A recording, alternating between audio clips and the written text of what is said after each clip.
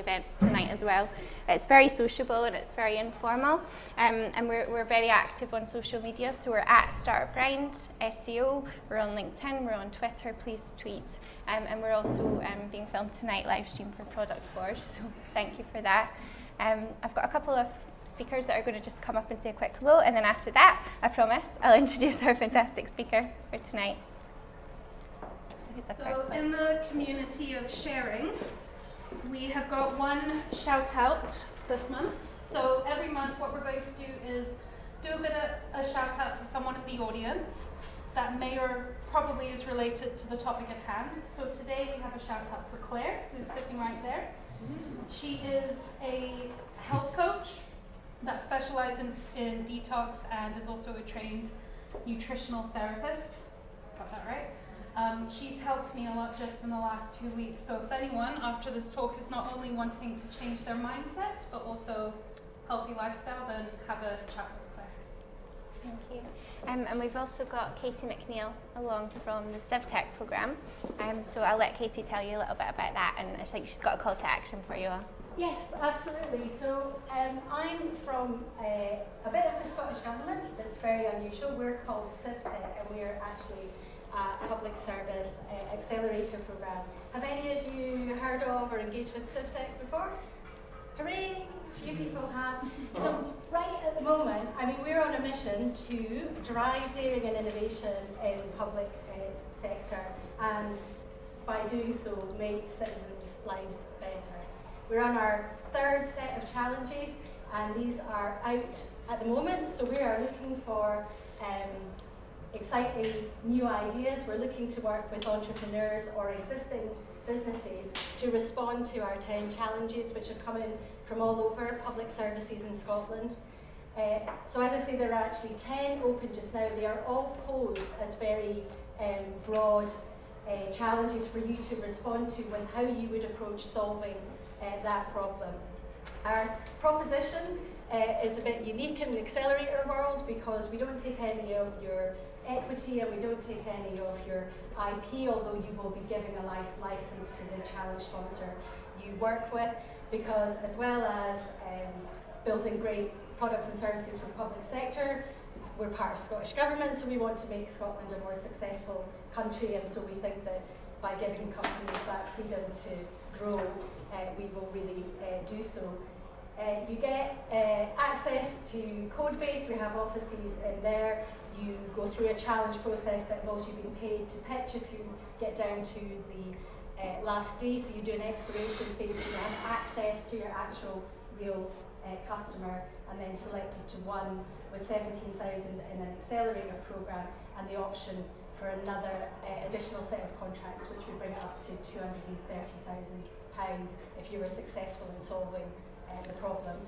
I'm not going to talk about all 10 of those because that would be far too much, but I have a note of all of them here if you would like to talk about them. There is, however, one which is about the health and well-being of staff, and how can we use tech to improve that. So I'm really highlighting that as I would be one of the customers as one of the members of Digital Directorate, so definitely have a look at that. There's lots of videos with our challenge sponsors explaining what it means to them and the teams explaining what the experience has been like. So please talk to me or check out our website, just search CivTech Scotland. Thank you, Katie. So on to the main event, and I'm delighted to introduce our guest tonight, Andrew Johnson. Andrew's a great friend of Startup Grind, and we actually met first at one of our events previously at Codebase. And I was amazed to find out that it was Andrew Johnson that I'd been listening to help me fall asleep at night that had come along to our event. So that was great. So Andrew has developed a number of apps, which he's going to talk about tonight, which has got more than 11.5 million downloads, is that right? Yeah. And he's also the founder of Hilistrio, which is a platform business that you can talk about a bit later. And we're going to hear a lot about mindfulness and about Andrew's approach and techniques around that, which I think is something really interesting that we'll get a lot from. But we're also going to hear your journey first. Should be interesting. And just to say, his name's not actually Andre, I just couldn't write properly on the sticker. The W is on a bit of paper over there. Like those little kids who sort of start to then cram the letters in, squashed up closer and closer. Yeah, it was an epic film, but let's move on. So Andrew, you've seen our talks a lot before, but it's yes. your turn now. But do you want to tell us, just to start off with, tell me a little bit about your early years and growing up. Were you surrounded by entrepreneurial people or role models in that sense?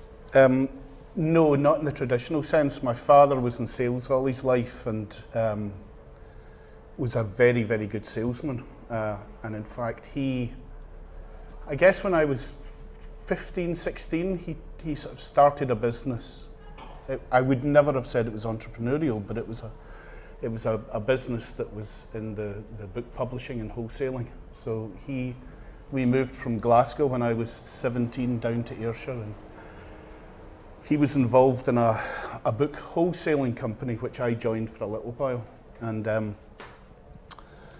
I worked selling books throughout Scotland and the north of England. So a traditional role, but as a salesman, he was very heavily influenced by sort of positive mental attitude, and he got me interested in that in the first place. That's where it came from. Well, it started that way. I started reading things like Think and Grow Rich and The Magic of Thinking Big, and what's the other great one? How to Win Friends and Influence People, and all these classics, all based around positive mental attitude, but really from a sales perspective.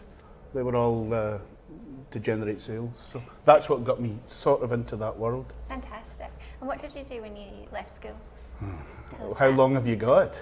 We've got some time. I left school, went down to Ayrshire with my family, started in a surveying company, lasted 3 months, went into the bank, lasted 6 months, got sacked for locking the entire staff in one night and leaving the keys to the bank hanging outside the door. It's what not to do. What not to do. I think from there I went into the book wholesaling, and then I sort of started a self-employment journey. Okay. And when I was 24 or something. And what was the driver for that? The driver for that was at that point trying to do something for myself to make money. Okay. Not wanting to be employed by someone else. Not wanting to be employed by someone else. Okay. And we've talked about this a little on the phone, but let's tell people, what was your first business? I saw an advert in the Glasgow Herald for sunbeds, the sort of 6 bulb sunbeds that went across a bed, where people would lie underneath for 30 minutes and get baked. A company in Aberdeen were making fiberglass sunbeds. Myself and a good friend went up there, bought one, and then eventually ended up with, I think, 36 of, either 24 or 36, which we were lucky enough to be renting all the time on 2-week cycles. So renting out to people to use in their home? Yeah. Okay. Yeah, we had a little advert in the Ayrshire Post, and we were renting these sunbeds that cost 300 quid. We were renting them for 35 quid a fortnight, delivering them, picking them up, and dropping them off somewhere. So they were never really stored. Yeah. That was an exciting time. And how long did that last for? It lasted for about a year and a half, and we were approached by someone who had a bigger company in Glasgow who wanted to buy our turf. Okay. And we said no, and then a week later the Sunday Mail came out with the front page saying sunbeds cause cancer. At which point we made a very quick decision to sell, and we got some of our money back, and that was it, and we got out of that business. Yeah, and on to the next thing. And on to the next thing, yeah. And what was that? We started a 1-hour photo processing shop in Irvine, which was, this was before digital cameras. So it was a French machine called a KISS machine, which was made up of 5 or 6 separate machines that you opened up the 35mm film, took it out, cut it, put it on a spool, put it on an arm, took your hands out. It's like the Homer Simpson doing the radioactivity thing, the sleeves. You did all this in the dark. And that processed it, and then we went through this whole process of ending up with 36 7x5 photos, which took about 40 minutes. You say we, was this the same Yep. person that you've been in business with Yeah, before? the poor fool that I talked into doing it. So it was your idea. It was. And did that work out? It did work out well, but digital started taking over, and we could see the demise of the traditional camera.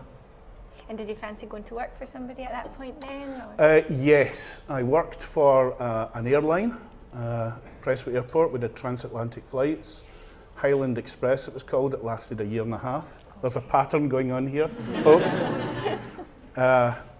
And it folded. They only had one jumbo jet, so it didn't last very long. And from there, my sister, who was working in a family bookshop at the time, started a family, and I went into the family business for a couple of years. A little bookshop in Troon, where I slowly went mad. Was there a big market for that? No. Not really. So how did you occupy your mind? I read books about the power of the mind. I revisited Think and Grow Rich and the Power of Positive Thinking and cybernetics and a ton of stuff that had come out since the original books that I had read, and started thinking, now there's something to this. This is what fascinates me. This is the industry that I need to go into. Is that you finding your passion? That was me finding my passion. I'd been introduced to meditation at school, 70 something or other, at the height of the Kung Fu craze, the David Carradine TV program. Everyone wanted to be Bruce Lee. I joined a karate club. I didn't really like the karate, but the teacher did 5 or 10 minutes of meditation at the end. And as a sort of 15-year-old, I just thought, oh, wow, there's something to this craziness. And I kept the practice up a little. You did that at home on your own? I did that at home, with no formal training, just sitting, quietening the mind. Because it's not something that a lot of maybe 15-year-old boys might get access to in the normal... No, it wasn't. And I don't think anyone else at the club carried it on, but I did. Yeah. So that was a spark in you that you built That was the spark, yeah. Okay, so you're in the bookshop and you're doing a lot of reading and you're reading around all of that. What did you go on to next? I was reading all the books. I was looking to do something. I knew that I couldn't just do something to make money. I needed something that, was my bliss. Trying to find your own purpose. Trying to find my own purpose. And I was talking to a girl that had come in to the shop. This was about 92, and she told me she'd done hypnotherapy training. Okay.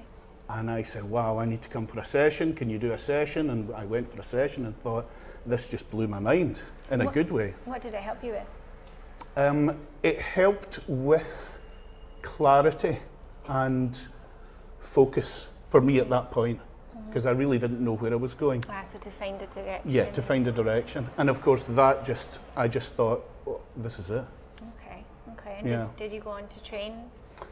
I spent 3 or 4 months looking for a training course, found one in Glasgow. It was an 18-month course, so it was a big investment in time, even though it was part-time. Yeah. It was a big investment in money. Yeah, time and cost. Time and cost. And I went and did it, and the first minute of the first day I thought, this is it, this is what I want to do. Okay. And it was just a roller coaster from there.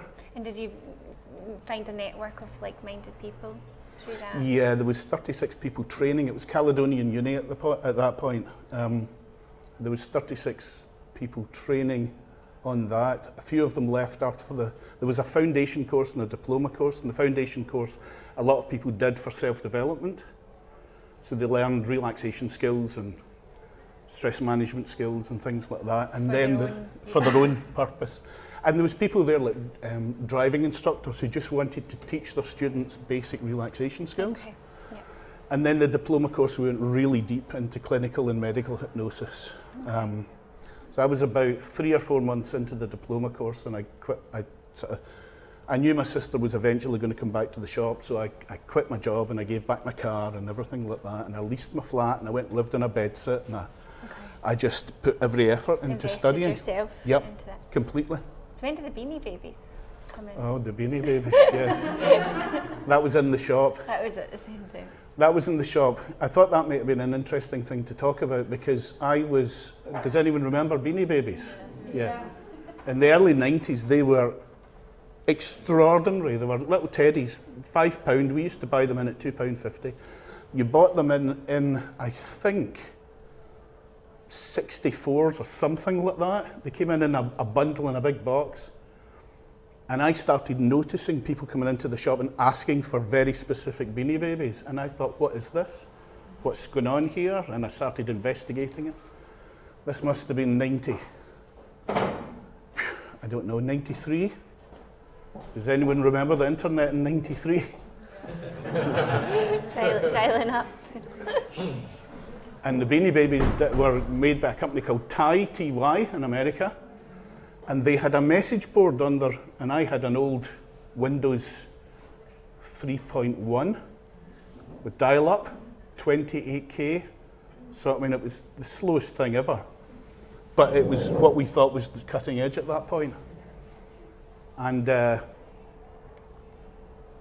got used to getting onto this Ty message board, and I started leaving messages, and all of a sudden people were buying Beanie Babies from me.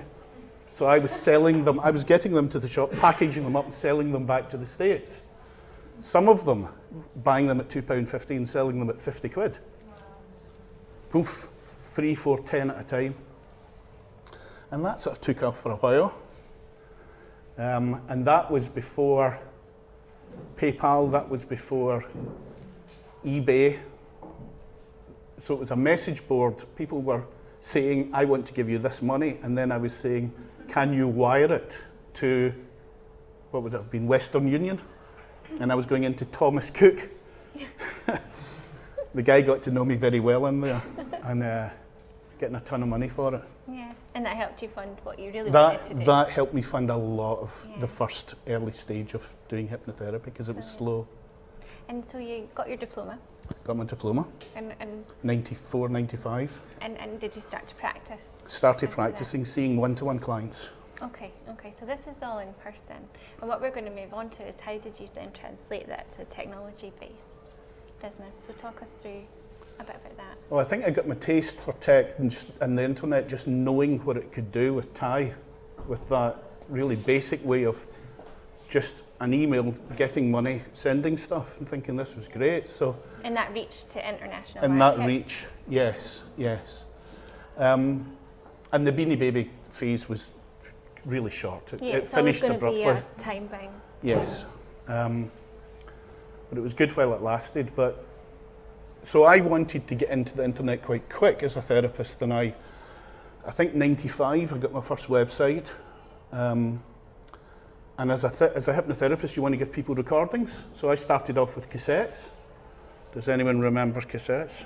Yes. So with cassettes, and then very quickly noticed the change from that into CDs, and copying CDs on a Windows machine, and then going into mass-produced CDs, only to find that there was now a shift into MP3s.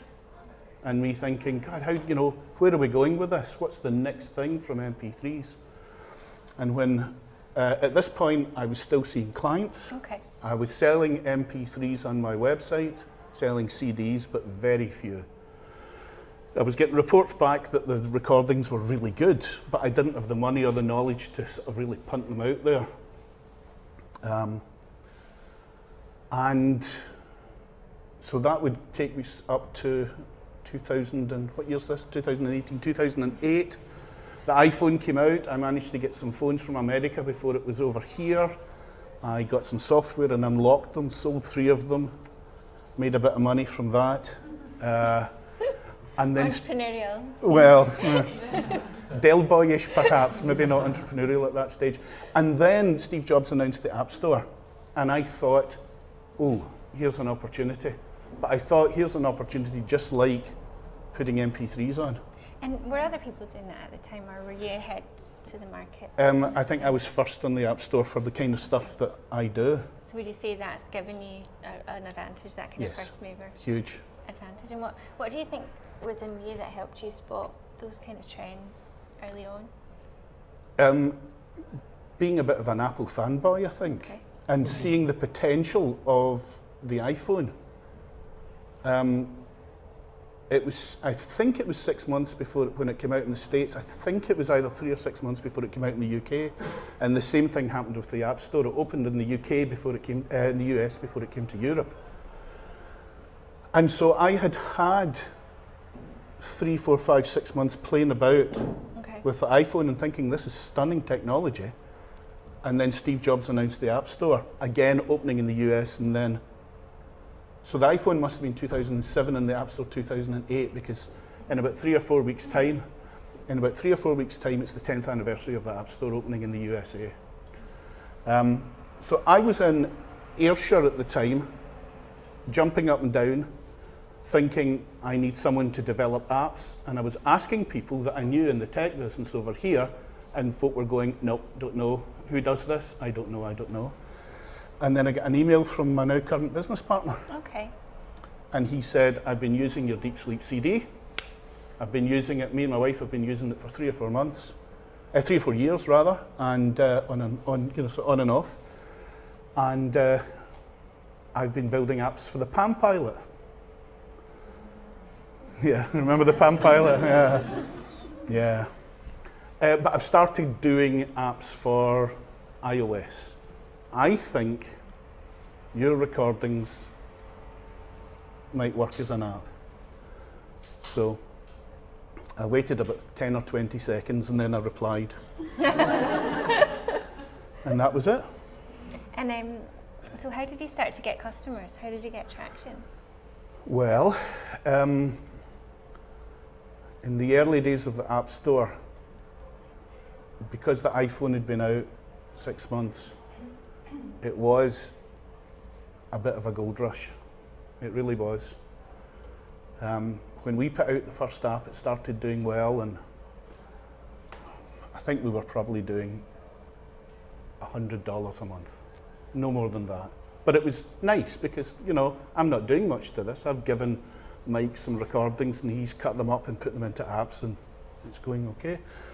But it just started going stratospheric, so we launched more and more and more and more, and it just took off. And I think the continued success has been word of mouth. I think people just talk about it. Yeah. So you weren't investing lots of money in marketing? No, we've had 10 years in the App Store, we haven't done anything. And where are your customers? Who's downloading? Who's used one of Andrew's apps here?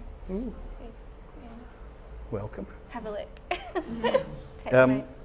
That few, really. And well, I think there's 3 things. There's getting in early. That's huge. I think the apps are coded they are coded very well. That's huge, and I think the content's good.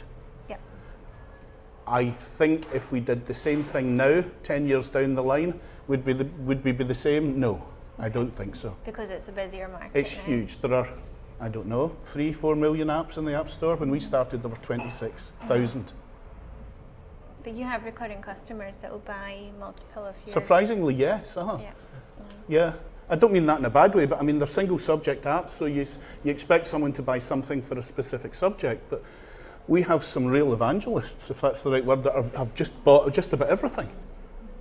And they'll say, I even bought Stop Smoking and I don't smoke. And you think, well, okay, great.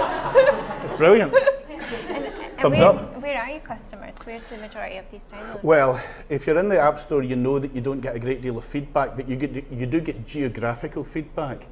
And it's about 40% North America. It's about 30% UK, and the rest is a mixture. Okay. Australia, New Zealand, surprising amount in the Scandinavian countries, a healthy market in India, a tiny market in China, and a real mix. Do you think the accent helps?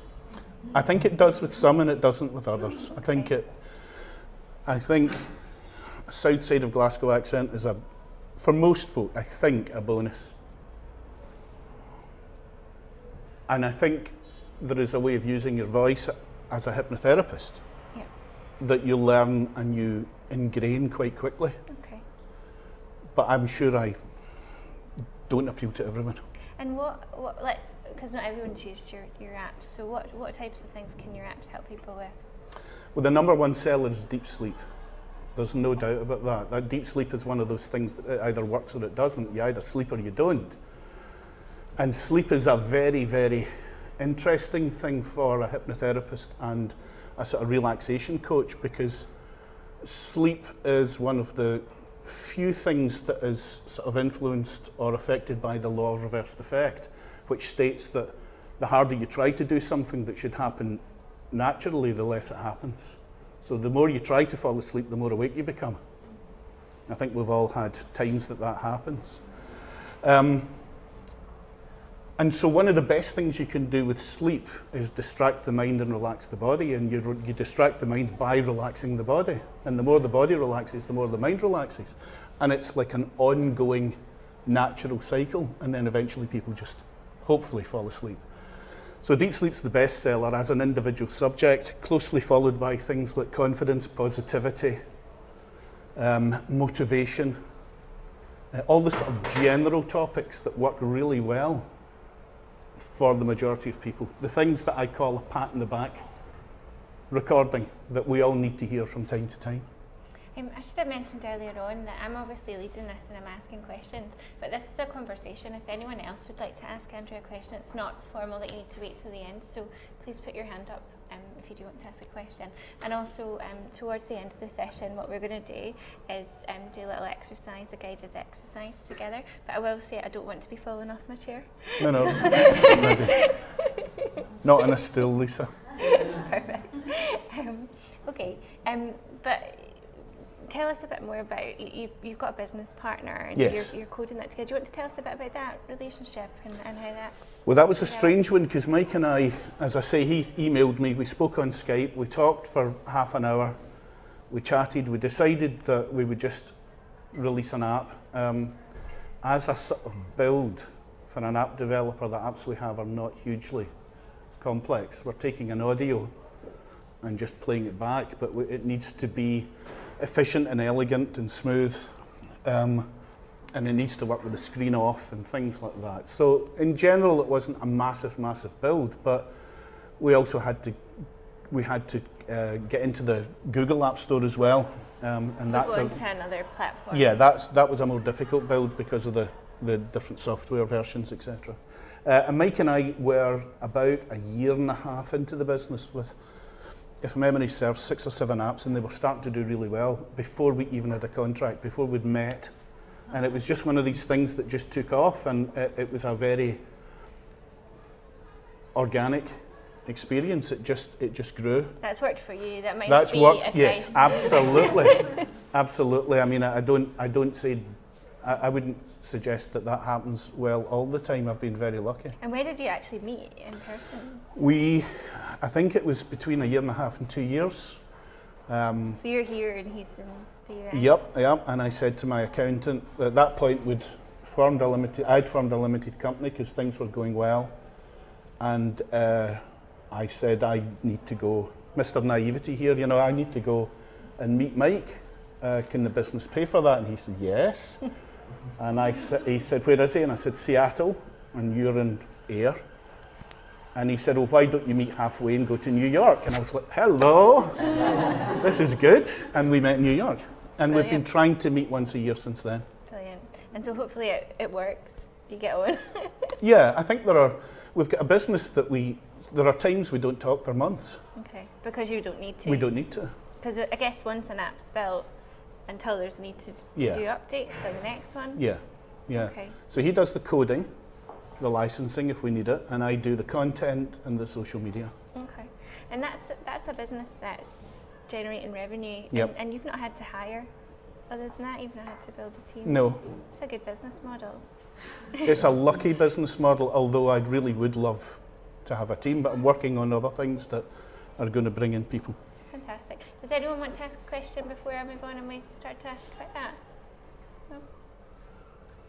I haven't heard great things about for app the people who put apps in the App Store, that it's not a great deal for them today.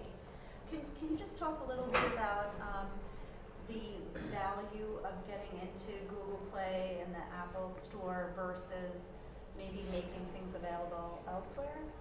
Good question. Well, the App Store gives you extra discoverability, but it's very much now like a traditional business. It's like publishing a book and putting it in a library amongst 3 million other books.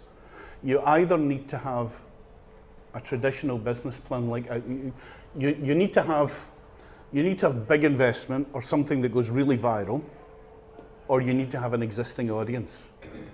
Jamie Oliver, for example, who can put out an app and everyone knows about it. He will get PR about that. When Mike started going to WWDC, the developers conference, Mike's background is law and he's still a tech lawyer. But he would go and he would meet sort of 10 to 20 developers that were all working on their own thing, all excited, all right at the coalface, all developing new stuff. There was huge excitement. What could we develop? And over the last 10 years or 9 years of WWDC, less and less independent developers. They're all coming, but they're all working for bigger firms now. So it's much more of a traditional business now.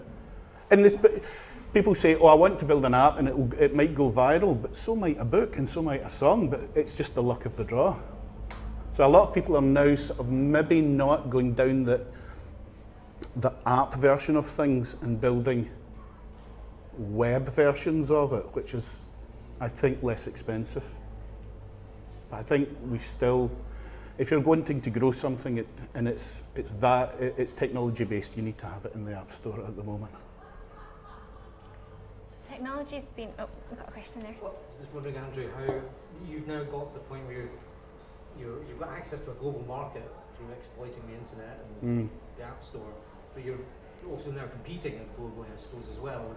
And we've seen the sort of more Californian app developers like Headspace come in, and there'll be other brands that will be coming up as sort of sponsored choices on the App Store. So I know you were saying you don't do social media, but is there a point there where you see yourself competing and looking at new ways of attracting growth in your sort of customer base? Well, Headspace has been huge. I mean, they blow most self-help apps out the window. They are a juggernaut. They're huge, but they went down an investment route, and it's paid off hugely for them. We had a big hiccup with the individual apps. Apple actually stopped us releasing individual apps. They said we'd done too many. It wasn't using the phone to the best of its capabilities. Okay. Mike questioned it, which is always good to have a lawyer when you're as a business partner, but he knew that if they said no, you just don't bite the hand that feeds you. Because it's still your route to market. Yeah, and Apple still accounts for 70% of turnover. Google's 30%. Google and Amazon app stores combined. So we knew about the subscription market, and we moved into it about a year and a half ago, and we decided to build it ourselves rather than go down the investment route, and that may or may not prove to be the best decision. I don't know yet. But you get to keep making your own decisions, I suppose. Yeah. The thing that's been pretty key to your career so far. It's got to feel right. Yeah. And so my question was, technology has obviously been a huge enabler for you. It's been how you've been able to reach your market. But we hear so much at the moment about technology and about our attention spans and about mental health. Do you want to tell us a bit about your thoughts on that? Well, sure. When the app started taking off, when we had about 3 or 4 or 5 apps in the App Store, I came up with a genius idea of recording a recording called Disconnect. It's still available, which was a hypnotherapy app to wean yourself off the use of smartphones. And I thought, this is genius, because all the tech people will pick up on this. Because even at that point, even at that point, sort of a year and a half into it, you could see how sticky smartphones were. You could see how all-encompassing they were. And I know this only too well because I use them all the time. Yeah. So why are they so addictive? What is it? It's all the world's information on a little screen. It's everything you could possibly want. It's just changed everything. I'm of a generation that still think it's magic. I think the kids go, and you go, but look, it does this. It does, look what it can do. So I still think it's magic, but I still find myself with eyes buzzing and thinking, I need to stop doing this. And I think we are all becoming more aware of the downside to too much screen time and too much social media. And it does impact on sleep as well. Which It does. Obviously It's ironic that people use iPhones to fall asleep but with. I guess they're not looking at the screen. No, they're not. And that's the difference. The first thing I say is take a deep breath and close your eyes. So that's. Do you that want to tends tell us, we've got time for you to tell us a little bit about your current projects, and then we'll move on to do an exercise. Would that be Sure. Okay. Halistry was built and went into beta test. It's our version of a subscription app. But rather than go down the Headspace and the Calm way of doing things, which our Headspace have set out their sort of mission statement, it's all mindfulness. It's all mindfulness. And mindfulness is brilliant, it's wonderful, you should all try it, it's magnificent, but my background is much more therapeutic. And there are certain things, with the greatest respect to mindfulness, there are certain things that NLP or direct suggestion or post-hypnotic suggestions or anything like creative visualization does in a much deeper and more transformational way than mindfulness can, initially. So Halistrio for us has been, it's been a venture into deeper therapeutic work. And as it grows, because it's a subscription base, what I'm wanting to do is start developing an entry point for it for things like arthritis pain or diabetes treatments or pain control or things like that. And then we can start attracting that. But so going after a slightly different market than your Headspace? yes, and doing it over a longer period of time rather than a single subject app that's very general in nature but works very well for a great deal of people. And as well as your technology based in your recordings, do you still practice in person, your therapies as well? I see clients very occasionally if they ask. I did it 17 years in Ayrshire and for me that was enough. Okay. But I see clients, I do occasional relaxation and meditation classes, and I do some corporate work. So I go in and I used to do before the apps were successful, I did a lot of corporate work going into councils and charities and organisations and delivering one-day workshops and teaching people deep relaxation and resilience. And are you seeing a market for that, like corporates and businesses? And I think so. employees? I think there's a huge market for it because of mindfulness. Mindfulness has been the game changer. Okay. When I was doing corporate stuff before, I would never have even said I was based with, my core training is clinical hypnotherapy or meditation or mindfulness. How 10 years has changed the whole industry is staggering because of mindfulness. People are more open Yeah. and receptive to that. Okay, we've got a question and then we're going to do your guided exercise. If Yes. that's okay. Yeah, so Christopher. Could I have a glass of water, Marley? It's a slightly fundamental question. Can you just explain what mindfulness really is? Well, mindfulness is a branch of meditation, and mindfulness is a way of going internally, eyes open or eyes closed, to become aware of how you are in the moment. So it's about taking yourself in, doing perhaps what we will maybe just do in a couple of minutes. Thanks, Marley. Might bring it to life a bit. Yeah, and it's about just noticing what is without changing it. So a lot of the problems that people have nowadays is that this up here is either thinking about the past, what happened in the past and how it affects us, or thinking about the future. And many of us are missing what's going on right here and right now. And mindfulness does that for many people. It makes you much more aware of what's going on right now, and even if there's physical or emotional discomfort, the fact that you can become aware of it and without judgment, sort of step back from it. Because mindfulness is not about changing the thoughts, it's just about noticing it. So where mindfulness is very successful is making people much more aware and getting them into the eyes closed world. What I would say is mindfulness is great for that, but there are other techniques to help you dissolve pain or reduce intrusive thoughts or break negative habits, which mindfulness can do, but it relies on the individual learning the skills and sticking at it. Whereas what I tend to do in a very gentle form is sort of take people into relaxation and go, don't do this anymore. Waggy finger. Nice and simple, nice and gentle, but it works very well when the unconscious mind is open to it. Okay. So is mindfulness about living in the present and enjoying what appreciating what you've got this now, and being able to see what's going on around you rather than forever thinking ahead and planning? I think we need to think ahead, we need to be goal setting, and we need to remember lessons of the past. But if you're constantly thinking about what's going on, how many people have sat and had a meal and thought it was a beautiful meal but don't really remember it because they're in conversation or they're thinking about something else, and all of a sudden your meal's finished and you think, oh, Or if we're watching I TV. paid 50 quid for that. No? Or watching TV. Yeah. Mind all these tranquilizers that we use. Okay. Yeah. Okay, so will we do the exercise? Is that all right? And then we'll get Tim's questions afterwards. I've got my gin. I'm happy. So will I go and sit there then? So don't. Yeah, you go there. Careful. Oh. Good catch. Very mindful. Thank you.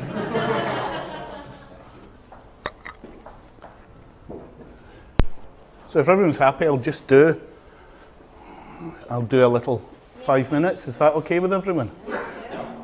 Okay. So if anyone's listening to this on YouTube while they're driving a car, perhaps turn the volume down. Gotta be responsible. Okay, so we'll do 5 minutes, shall we? If you want to put your feet on the floor, put your hands on your lap, any way you wish to. You want to continue standing, Marlene? You okay? Okay. It's only 5 minutes. Okay. Take a deep breath in and out, and just close your eyes. Just allow your eyes to close and just bring yourself here, right in this moment. Now, we've only got a few minutes, but it's nice to just notice how you're feeling in this moment. For instance, it may come as a bit of a surprise to you when you notice the position of your tongue in your mouth. Very rarely do we notice that. Or the weight of your feet on the floor. Perhaps one foot is heavier than the other. And in mindfulness, it doesn't really matter. It's just the awareness of how it feels. Can you feel your socks if you're wearing them? The pressure of your shoes?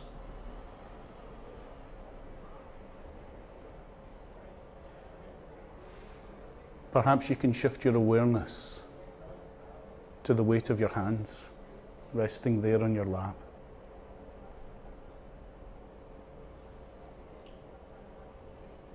It's funny, many people, when they start to notice, without moving and without looking, they start to notice the weight of their hands. They can actually start to sense an inner energy. Now, many people feel this in many different ways.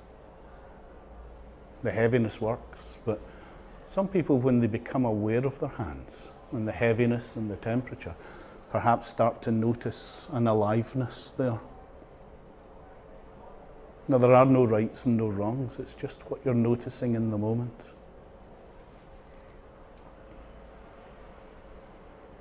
Feet on the floor, tongue in the mouth, hands on your lap, and becoming aware of the weight of your entire body on the chair.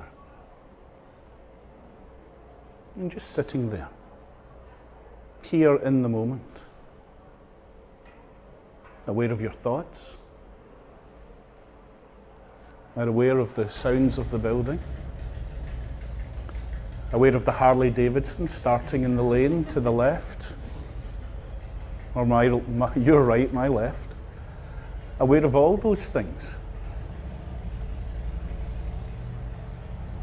And it's funny, that's a perfect illustration that the Harley starts and goes, and many of us, perhaps one person in particular, is now thinking about Harley Davidsons much more. And mindfulness simply is being here in this moment,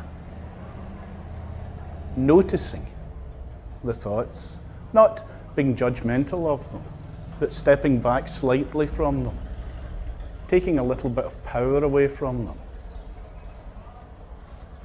The more that you become aware of your body, the more you can notice the subtle shifts in your torso as you breathe. We breathe every second of every minute of every hour of every day of our lives, but many of us are not mindful of it. And perhaps at the core of all meditation practices is the return of your awareness to your breathing. The flow in and out. The flow in and down and up and out. Perhaps noticing the difference in temperature between the in-breath and the out-breath.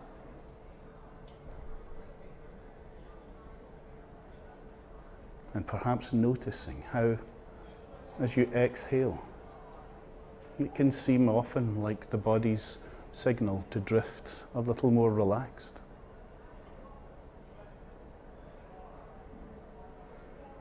And just being here, now, in this moment, releasing and relaxing. Okay.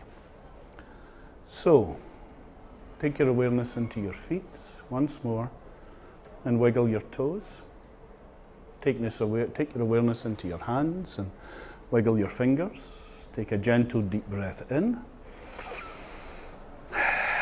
And you can open your eyes and come back to the moment here, eyes open. And if you need to, have a little stretch. Is that okay? Thank you, Andrew. So that was just 5 minutes. Thank you.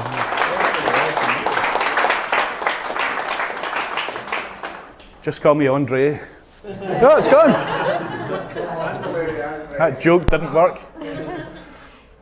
So thank you. Hopefully everyone's feeling relaxed now. Did we have a question at the back? Tim, did you want to ask a question? If it comes back to you, put up your hand. But Lisa? oh, sorry, I didn't see. Sorry, I'd like Lisa. to ask a second. Of course you are. Yeah. You have a new customer. Thank you for that. Did you get any resistance or criticism from the traditional industry when you started doing this online? Some, but most hypnotherapists and meditation people are used to using recordings. Some traditionalists like doing classes in person, and it's great because it's a different energy. It's a completely different energy. So there is a small percentage who don't like the tech side of recordings, but it's the way it's going. And for me, it's allowed me, and for Headspace and for Calm and for Insight Timer and for all these people, it has allowed a huge amount of people to be introduced to the world that I inhabit, and many people now do. And it has also contributed really well to the discussion that's ongoing and growing exponentially about mental health and resilience. So that in itself is great.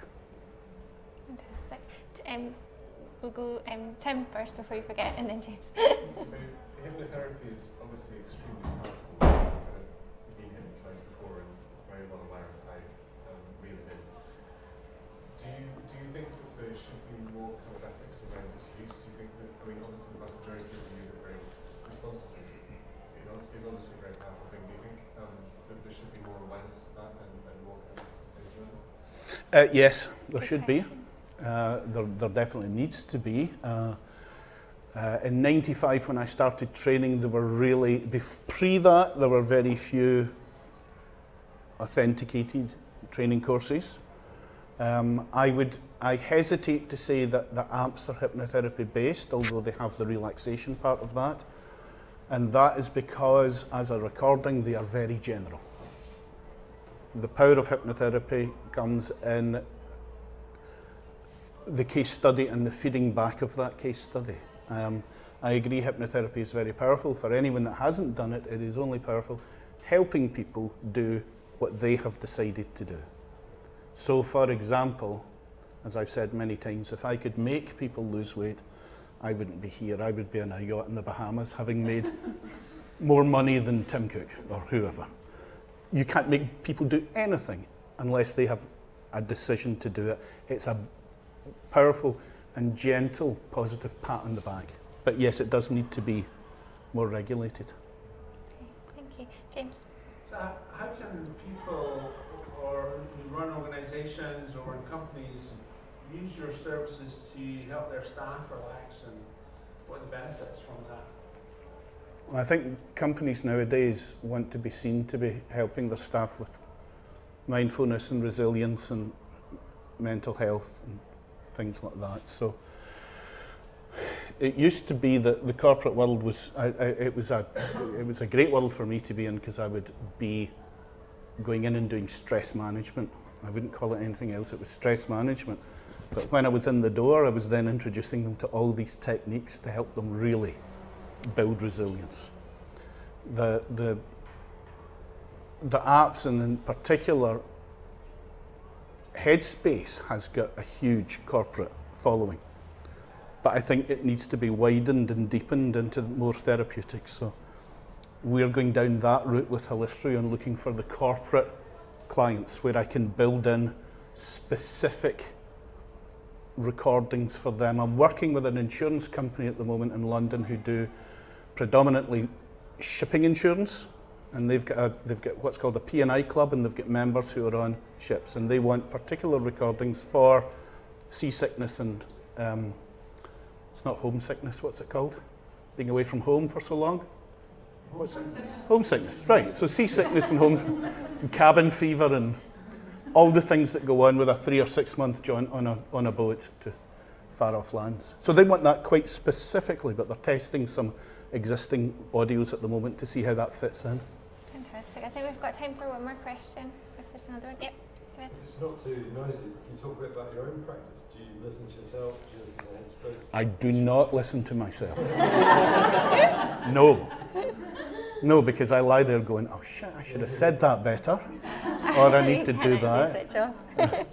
I listen to Eckhart Tolle, although I fall asleep listening to him, but it still goes in. And I listen to, I do a lot of just silent meditation, which you could call daydreaming, but just sitting down and just allowing whatever's going to happen. And that's a lovely thing to be able to do, but it takes a little bit of practice. Okay. Well, Thank you. Thank you so much. Thank you. And I think it's been a bit of a different format for us tonight, but it's also been really fantastic, and I've learned a lot. So thank you very much. Thank you.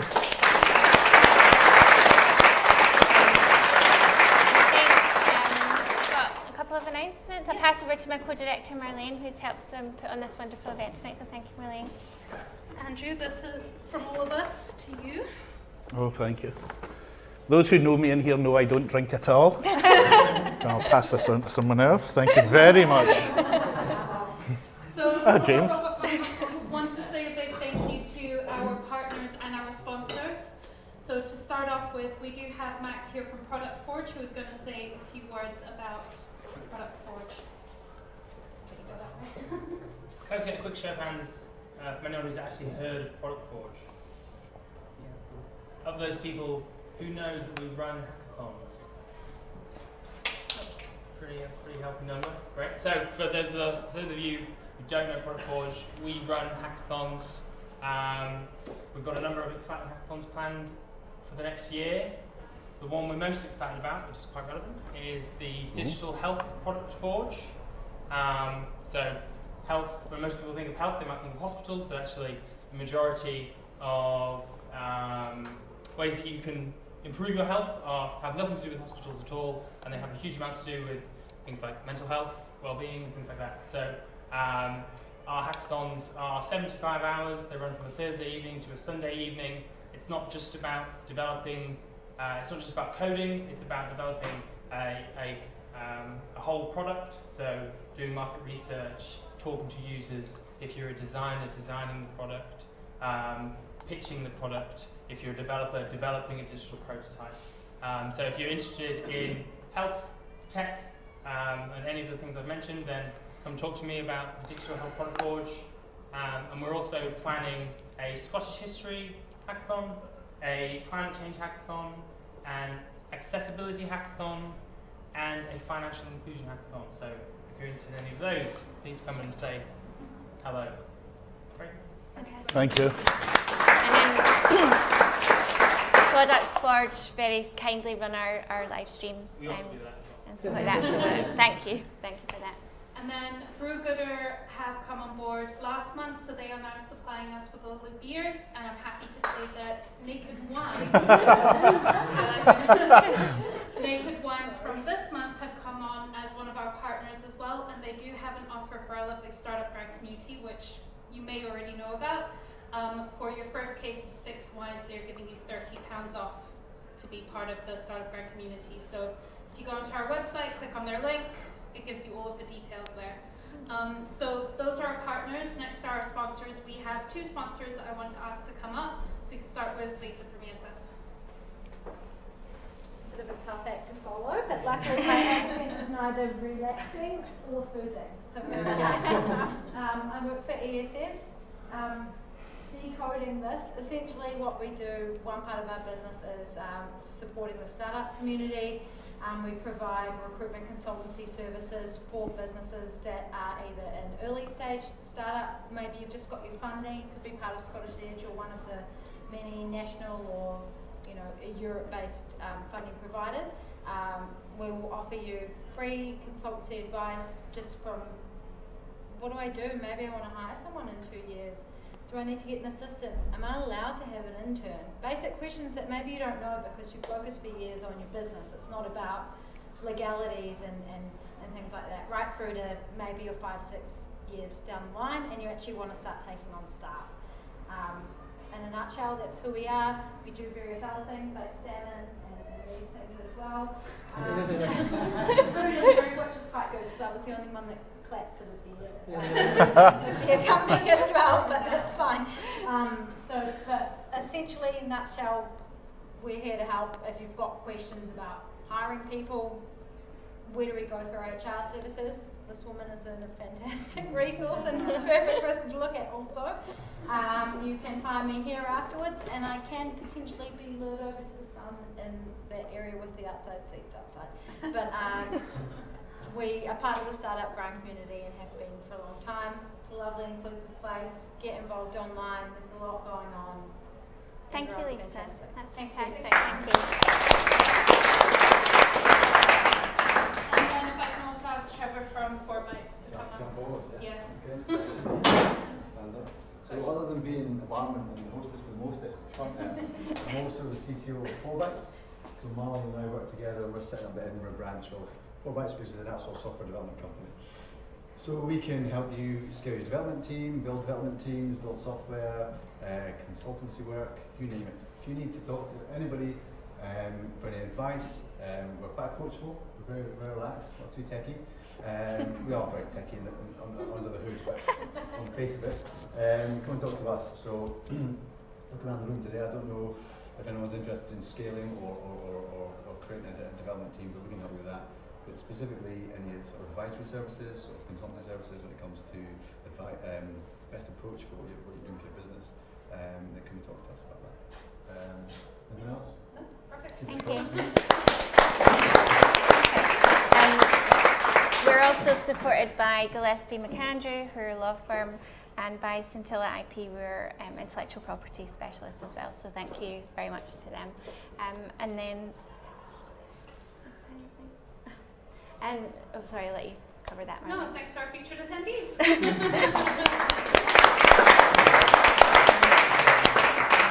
So we're taking a bit of a pause over the summer, so we won't be running an event in July or August, but we'll be back with a bang in September. We're having Lucinda Bruce Gardine, who is the founder of Genius Foods, who make fantastic gluten-free bread products.